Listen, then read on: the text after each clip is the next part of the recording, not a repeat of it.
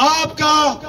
इस जलसा में अपनी भरपूर शिरकत का यहाँ पर आकर ये सबूत है कि आप अपनी जिद्दोजहद से एक कदम भी पीछे नहीं हटे और अपनी जिद्दोजहद का आगाज आज फिर इस हफ्ते के शुरू से हमने अपनी उस कुर्बानी के साथ कि आज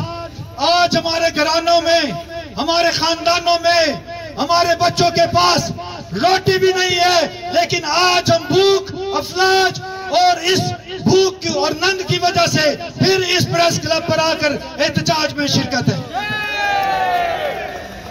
किसी को एहसास नहीं, यहां से स्टेज से